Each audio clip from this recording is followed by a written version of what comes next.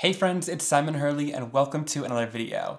Now there's been a lot of talk in the industry about grip mats made out of photopolymer and how they're able to hold on your projects and also your stencils. I've been using these sticky mats for a couple months in my videos as Altenew released one to fit inside their stamping wheel, and it's been a game-changing tool. And today I wanted to introduce you to the new ones from Waffle Flower as well, do a side-by-side comparison, and really show you what these mats are great at. That way you can decide if it's something you want in your craft room. I'll have links down below to everything I used in today's video, and using those links helps support me, so I really appreciate it. Now without further ado, let's get into it. Alright, so like I said, Altenew released these sticky mats at the beginning of this year, and they've been really awesome. They're actually made to fit inside of Altenew's new stamping platform called the Stampwheel. I did a full review on this if you want to check it out, but this base has a sticky photopolymer piece in it that you can peel out and replace if you want to, but this has been really great to hold things down, and they were really innovative with that idea. So if you want to get it with the Stampwheel, you totally can, but you can also purchase these separately and get replacements to use on their own in case you don't want the Stampwheel. And Waffle Flower recently released these grip mats in a bunch of different sizes made out of a very similar photopolymer material. They're a little bit different though, so in today's video I'm going to be showing you kind of a comparison between both of them and how both of these mats work, but the really awesome part is Waffle Flower made some of them to fit inside of your MISTI stamping tools, which is super important for me. I loved the concept of the Stampwheel, so I love that I can bring that to the MISTI as well and use them both in a similar fashion. Now before we get too far into the video, I know there's going to be a lot of questions about the Waffle Flower mats and the sizes they come in. I would buy the 6.5 by 8.5 inch grip mat, which is going to fit perfectly in your regular size MISTI stamping tool. So this just slides right into here and it fits perfectly inside there. And then if you want, and if you have a smaller MISTI, you could also get the 4 3/4 inch by 6 inch grip mat, which is going to fit really well inside of that smaller size MISTI. So these are the two that I would recommend, because especially if you pull this outside of your MISTI stamping tool anyways, this is still a nice large work surface to work on. So whether you decide to use it in a stamping tool or just on your platform, this is a great size. But there are a couple other sizes available as well in case you have other needs in your craft room. Alright, so let's start off in my regular size MISTI. Now I'm going to pull out the mouse pad or the foam pad that you have in your MISTI stamping tool, because this photopolymer mat will replace that. So set this off to the side, and then we'll go in with the photopolymer mat. Again, this is the 6.5 by 8.5 inch grip mat. This comes with 2 pieces of acetate on either side, sandwiched together with the photopolymer in between. So this is just like any other photopolymer stamp, where you want to peel off one of the acetate sheets. Then I'm going to take one of the alignment guides, which is a piece of acetate with grids printed all over it, and these grids will be super helpful when you use it with your stamping. So I'm just going to place this right in the center of my MISTI and sort of line it up with the other grids that we have in here. You'll notice that it kind of goes in the center and there's a little bit of a border all the way around, which is exactly how you want it to look. Then I'll take this with the sticky photopolymer side exposed. I'm going to line it up with the edges here and then place it down. And then we'll slowly remove the top piece of acetate as well from the photopolymer material. Alright, that looks perfect, and the way that this is aligned, since there was a little bit of an edge left over, the photopolymer will stick down to your MISTI then on all 4 edges and make sure that it stays nice and stuck inside of here. But if you want to peel it out, it's still pretty easy to take right out of the tool, and then you can also use it right on your glass mat or crafting worksheet. Just stick it right down, and then you're able to stencil on here if you don't want to use it inside of your stamping tool. So as far as which brand of sticky mat you should buy, it really depends on what tool you want to use it in. If you want to use it in your MISTI that you have already, definitely go for the Waffle Flower grip mat since it fits inside of here perfectly. And I also really like that alignment guide as well. But if you're using it along with the Stampwheel, you definitely want to buy the one that Altenew creates so that it fits inside of the Stampwheel perfectly. I also like this large work surface. Even if you were to, say, pull it out of the Stampwheel, you've got that nice square large work surface. But with the Altenew version, you don't have any sort of alignment guides, just this sort of grid texture that they have on the back of it, which is helpful for aligning things. But on the back of this one, I stuck a little cutting mat with the lines that I need to line up a piece of A2 cardstock right in the center. So that was super helpful to just make my own guide and place it in the bottom of my Stampwheel. Now I want to start off by saying that I know there is a lot of sticky mats on the market. The reason why I really love these photopolymer mats though is because there's no actual adhesive involved in these. It's the sticky material of the photopolymer that creates this sort of tacky effect and stays sticky for a lot longer than the other products I've used. I've used this photopolymer mat that's inside of the Stampwheel for several months now, and it's still very nice and sticky, and it still holds down my stenciling and projects that I want to stick down to the mat. So these last a really long time and are a great investment. Now I'm definitely not going to say say they last forever though. I think at some point they're going to sort of lose that stickiness and you'll have to replace it with a new one. But I would look at this more as like sort of a filter in like a vacuum cleaner, where you have to replace it after like months or a year rather than like replacing it super often like every single week. And it also just depends on how much wear and tear you put in your product and how much you use it, and that will really depend on how often you're going to have to replace it. But like I said, this one is still very sticky and I've been using it for quite some time. And with Altenew Stampwheel, they actually make two different types of sticky mats. They make the regular sticky mat and also an extra sticky version. So this is the extra sticky version here. Inside of here, I had one of the regular ones, but the extra sticky version is even tackier to hold on your projects. So this one I'm guessing will last even longer. So if you want it to last a little bit longer with your projects, definitely go for the extra sticky version. And I would say this extra sticky mat is sort of even tackier than the Waffle Flower mat. So I don't necessarily know what Altenew does to make this one a little bit tackier. It's got to be something with the curing process of the photopolymer, but definitely go for this one if you want it to last quite some time and be really nice and sticky and tacky to hold on your projects. And I'm actually going to replace the mat that was in here with this extra tacky version. So with the Altenew one, there's this sort of textured grid. You're going to want to place that down and then start off in the corner here. And it's really easy to line up and place down into the stamp wheel. And yeah, this version is already a lot tackier, but I wanted a new mat so we can sort of compare it a little bit more apples to apples along with the Waffle Flower mats. And like I said, you could purchase either of these mats separately and use them outside of your stamping tool. But the one thing that I like about having them inside of a stamping tool is you're easily able to close the lid on both of these stamping platforms and make sure that no dust or debris gets on your mats. But if you don't have them inside of a stamping tool, I'd recommend to keep the packaging and acetate that comes with it and place this back on top of them after every use to just make sure they don't get dust or debris on top of them. All right, now let's go in here and start stenciling with both of these mats. So I'm taking the Waffle Flower grip mat and I'm going to grip down all the edges to my glass work surface. I'm working on a surface from Glassboard Studios. This is their white glass craft mat, and I'm filming this on my iPhone to get it all in frame here. This is a super high quality white glass mat, so the white is really nice and bright, so you can see your inks and pastes and whatever you put on top of it. And you can get it in many sizes, but here I chose the 18 by 24 board, and you can also get it in many different colors, which is really awesome. And if you want a glass craft mat, Glassboard Studio was kind enough to give me a discount code for all of you.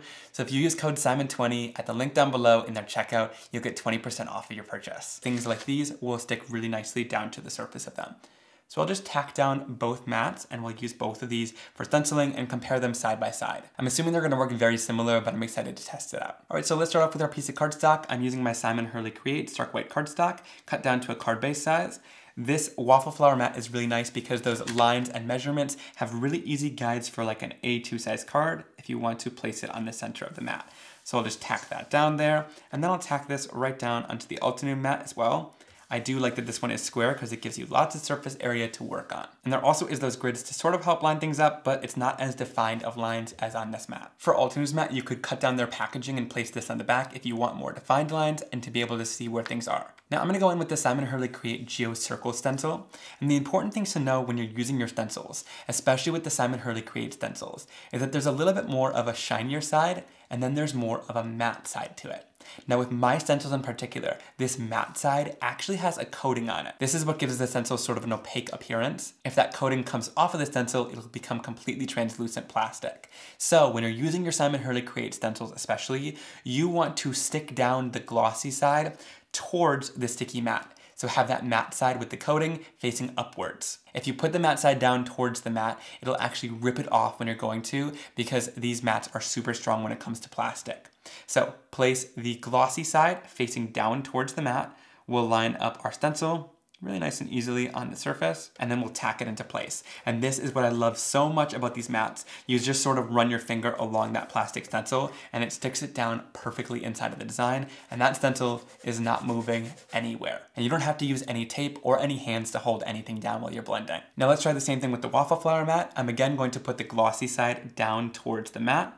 We'll line up our design exactly how we want it, and then we'll place this right down and again, run our fingers along the stencil to make sure that everything is nice and stuck down to the surface of the mat. And again, this one's not moving either, so they both have a really great amount of tack to them. Even though this one feels a little bit less tacky, any plastic surface like these stencils really grip down nicely to this mat, no matter how sort of sticky it is right at the beginning. For this layer, I'm gonna use a little bit of Clear Skies Simon Hurley Create ink, and I'm using one of these large Altenew blending brushes to ink it up. So I'm just going to run this back and forth on my ink pad to pick up quite a bit of ink. ink, and then I'll blend it right down onto the surface of my mat. And these cover a lot of surface area really quickly, which is super nicely, so we can easily ink blend down our design.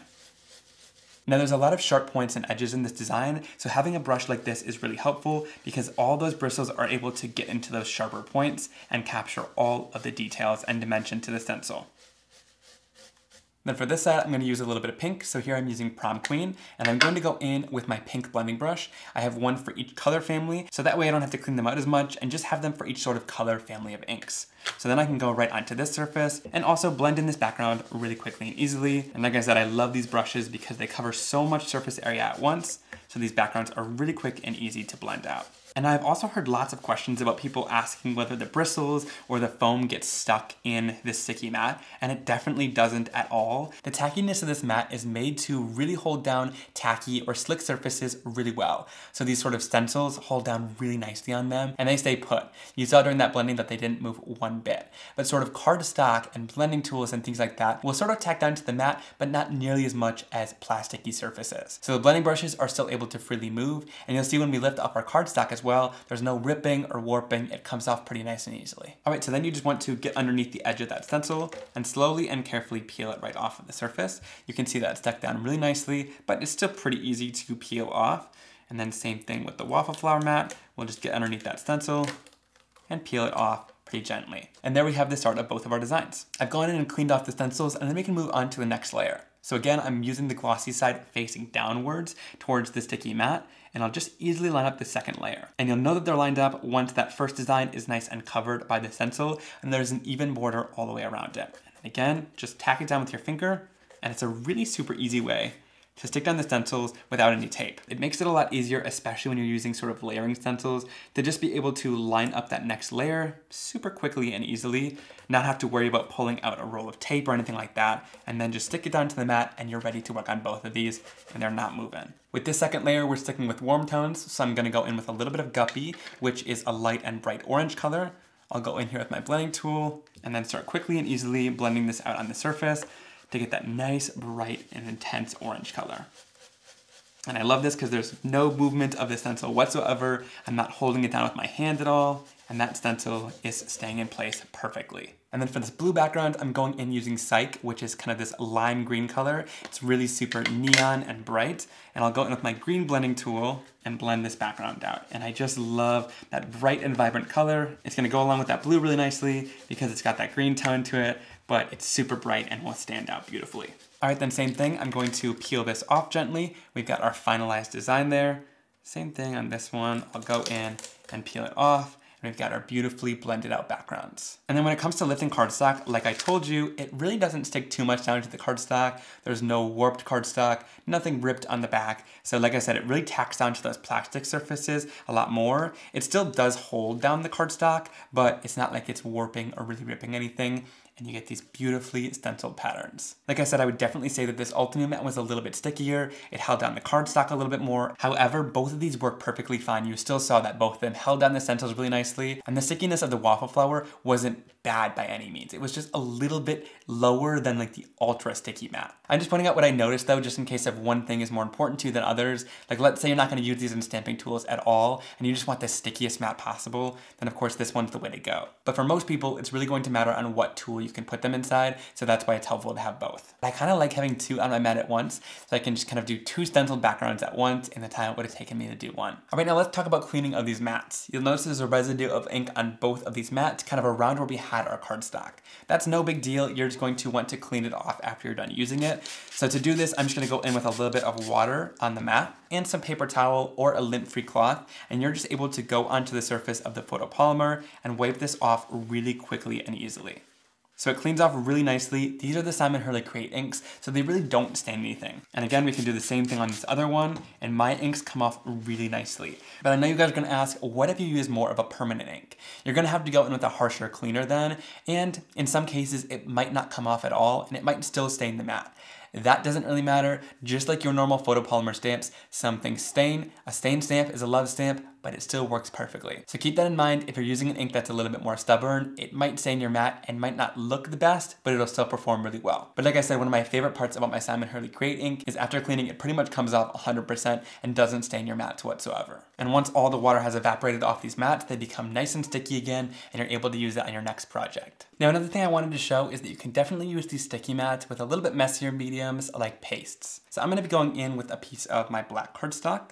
I'm going to place this right down onto the sticky mat. And here I'm using the Altenew Ultra Sticky Mat, but again, you can use any sticky mat in this situation. And then I'll go in with my stencil. Here I'm gonna use the Ghosted stencil since fall and Halloween is coming up soon, and I absolutely love this fun design. I think this is gonna look great with pastes. So again, with the Simon Hurley Create stencils, you wanna take that shinier side and place it down towards your card making project. So I'll place that shinier side towards the project, line everything up how I want, and then I'll place down the stencil with just my fingers. I sort of just run my fingers along that stencil and it sticks down really nice and easily then to that sticky mat. So it's in place perfectly, nothing is moving around. Then I'm gonna go in using some paste. So I'm using some solar pastes because these are gonna look great against the black cardstock and give sort of a colored shine, but not be too intense, which is what I want for these ghosts. And then I'll go in using my palette knife from the paste tool set, lift up some of this color, and place it down onto the bottom of my stencil here. So just place down quite a bit of this paste, and then I'll put any of the excess right back into the jar and close it right off. Moving into the next color, I'm gonna use a little bit of Cross My Heart, which is this nice red paste. They all start off white if you've seen the solar pastes before, but then they turn sort of different colors when you tilt them in the light and also when you use them on dark colored cardstocks like this black. And then last but not least, we'll use this beautiful purple tint color called Royal Flush. Pull some of this out of the jar, and again, just load it up at the bottom of my stencil. You want quite a bit at the bottom here, and it'll help when you smooth it out a little bit later. Then I'm going into that same paste tool set, and there's also a large scraper tool inside of here, and this makes it really easy to scrape across your projects. So I'm gonna go in here with this tool and just easily swipe this right across, drag it across my project, and you get that smooth and easy application of the paste. Now it didn't reach all the way down in the project, but there's still tons of paste left. So instead of just continuously swiping it like you were earlier, nothing's really gonna happen. You wanna actually take the tool and tilt it down just a little bit more, and that's going to help transfer that paste and kind of release it onto the surface, right? Because there's a lot left on that tool. So once we've then fully got this surface covered, then we can go back in at more of an upright angle, and that's going to remove the paste. So think of it as if you're going upright, you're sort of removing it off the surface and scraping it off. If you're going down at more of an angle, you're dispensing more of the paste. So that's really helpful to know kind of the different angles and what they're gonna do for you.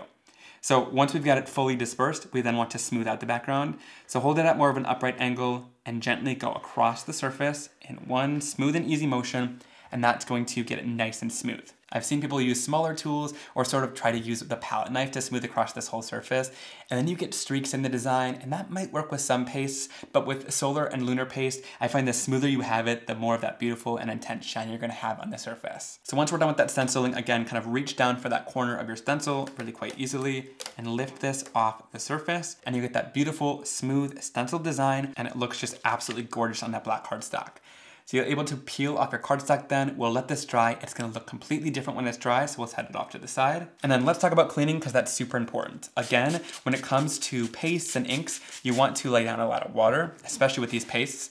And then the water is going to sort of break down the paste while it's still wet and be able to really easily clean off the mat. There's no hassle with that. It cleans off really super smooth and easily with a paper towel and just a little bit of water. So there it is, perfectly clean just as it was before. Since it's that nice smooth surface, the paste wipes off just like it would on any other craft mat. So be sure when you're using your pastes not to leave it on the surface, because if you leave it on, it'll make that surface not sticky anymore, and you don't want that. Clean it off while it's nice and wet still, and I can't promise that some colors of lunar paste might stain the surface, but again, it'll still work if it's stained. Just make sure to clean it off. And then same thing with all the other tools like your stencils. You just want to clean those off while they're still wet, and the paste will come off really nice and easily off the surface.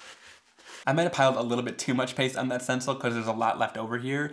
You can't swipe this back off into the jar because it's a blend of the three colors. So what I like to do is just take it on a different piece of cardstock. Here I'm using another piece of black cardstock, and use your stencil tool to just kind of either smooth it straight or, like I'm doing here, kind of go back and forth to create this really fun swirl design with the paste. So here's what these projects look like when they're completely dry. When you tilt them in the light, you see all of that beautiful color.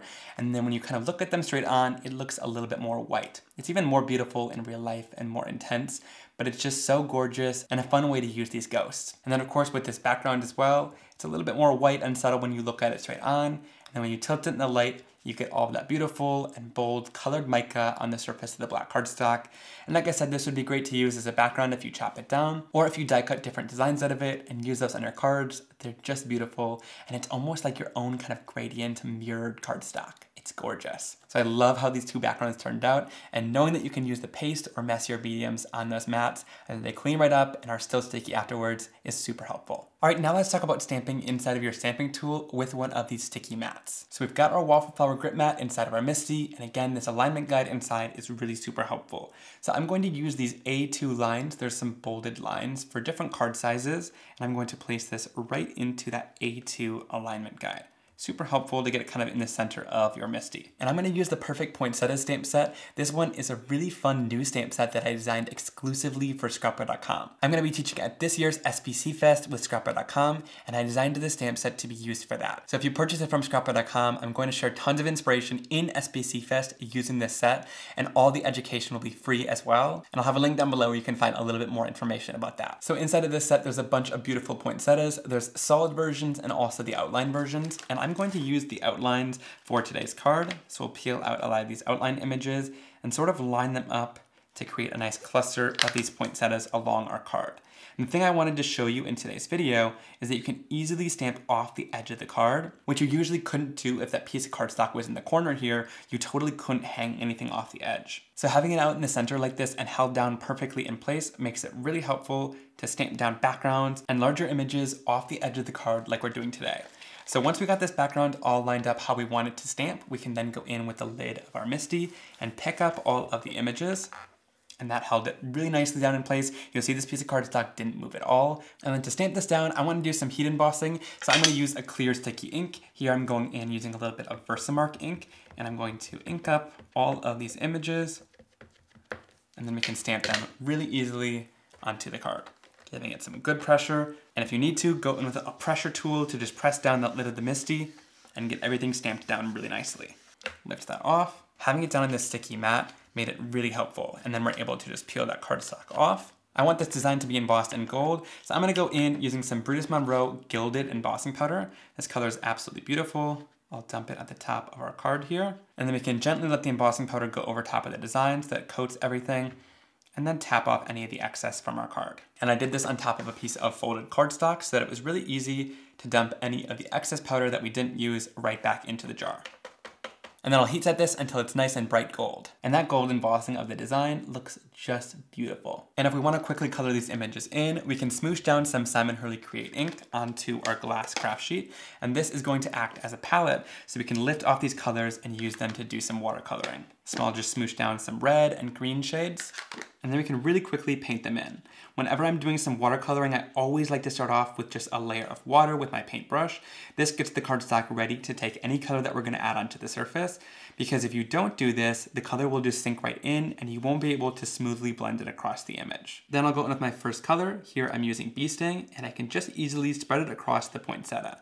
And you can see, because we add that water, this ink blends really smoothly on the surface, and there's no harsh lines where the color isn't blending. If you want to add shading in a darker color, dip into your darker color of ink with a little bit less water, and then you can go in on the poinsettia and add darker areas here and there to add some depth and dimension. I add it where different leaves start and meet each other, because there would be a little bit of a shadow there. And then to blend those two colors together, just go back in with a little bit of water, and it blends the colors beautifully with no harsh lines in between. And check out how gorgeous that watercoloring and blending of the colors is. Then I'll repeat the same steps on the other poinsettias and leaves by starting off with a layer of water and then going in with whatever colors. So we'll start off with a quick wash of our Bee Sting color all over the surface of the poinsettia. And then again, go in with the darker color and just loosely add some shading and dimension to all of the different leaves on the poinsettia. I find doing this second layer with a darker color and adding a little bit of shading here and there on the image is really where the image starts to come to life, because it makes it look a lot more 3D and lifelike. But you don't want to stop just right there.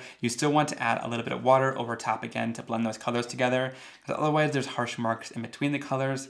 So to get them to blend, just add a bit more water to the surface. Then I'll do the same thing with these leaves, starting off with a lighter color of green, and then go in with that darker shade of green to add a little bit of shading and depth and dimension to the leaves.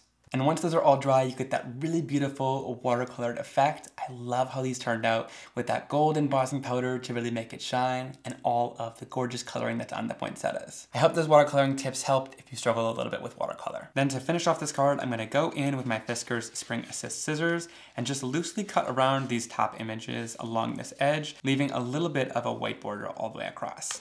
Cutting off the edge like that makes it really nice and dynamic, so I can use this bottom half and adhere it to a colored card base to give it some nice contrast against the background. So let's adhere everything together. I have a top folding stark white card base right here, and I'm going to adhere a piece of red cardstock to it to give the card a little bit of color and depth and dimension. And to do this, I'm using my Barely Arts liquid adhesive.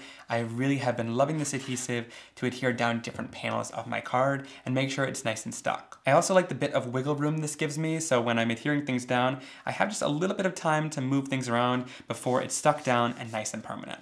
So give this some good pressure, and it sticks down really beautifully. Now there's a little bit of warping and bending to this top panel since we watercolored with it, so that's where I like this Barely Arts liquid adhesive. I find that once the liquid adhesive's dry, it sticks down really nicely. And then we'll line this up and adhere it down at the bottom of the card. Now let's finish this card off with a sentiment. So I'm going to place this down in the MISTI stamping tool, using this guide to line it up in the center of our sticky mat. Then I'm gonna go back into the Perfect Poinsettias stamp set, and I really like this Merry Christmas sentiment up here, so I'm gonna use that for the card. Now, to make sure this is lined up, it's gonna be a little bit difficult because sometimes it can end up a little bit crooked, and that's the worst feeling when you finish a card and you stamp your sentiment crooked. So what's great about this is Waffle Flower actually includes 2 of these little alignment grids in each pack. So you're easily able to line this up right over top of your card as well, and it's got all of the same grid lines to really easily make sure that it's nice and straight and lined up in the center of your card. So just use these grid lines to line up the sentiment super easily. That looks perfect, it's nice and straight. So then we can lift this up using our MISTI. Then you're going to pull the grid right out of your stamping tool, and then we can do our stamping. I'm gonna use a little bit of clear embossing ink. So ink this up using some Versamark sticky ink, and then we can stamp it right down onto our card, super easily. Then I can use a little bit of white heat embossing powder and sprinkle this right over top. The white's gonna stand out really nicely from the red cardstock.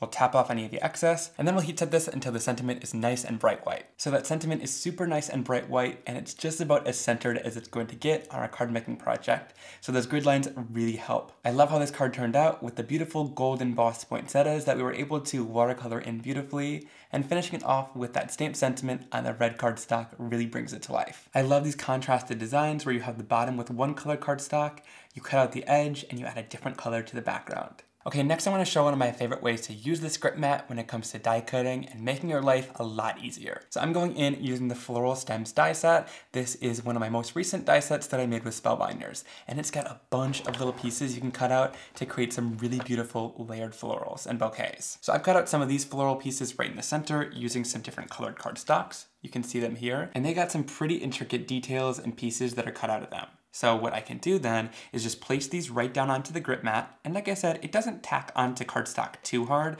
but it will hold on to them pretty nicely. And then I'll do the same thing with the other yellow dies.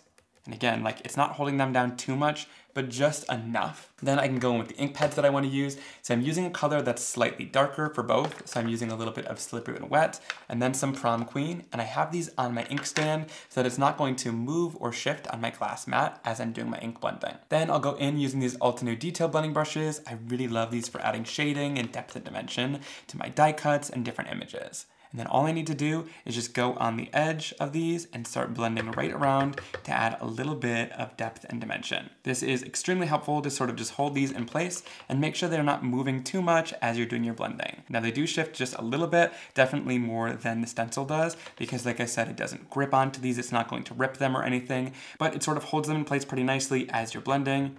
and makes it a little bit easier to handle delicate die cuts. And also, otherwise these little pieces would be kind of moving all over the place, so it kind of holds them down in place as it tacks it on the surface there. And then I'll go into this lighter one and do a little bit of blending on there as well. This just adds some extra depth and dimension to these die cuts. I pretty much add some ink blending to every die that I cut out because it really brings them to life. Okay, but here's where it gets even better. I'm gonna then go in using my Barely Arts Precision Craft Glue, and we can lift off one of the layers and start adding some liquid adhesive onto the back of it. So again, I like this Barely Arts liquid glue because it's got that nice fine point tip, so you're easily able to go in and add a detailed, minimal amount of glue to the back side of the layer. Then we'll bring in our little tweezers to help with alignment. We'll lay it right over top and then place it right down onto the other die cut.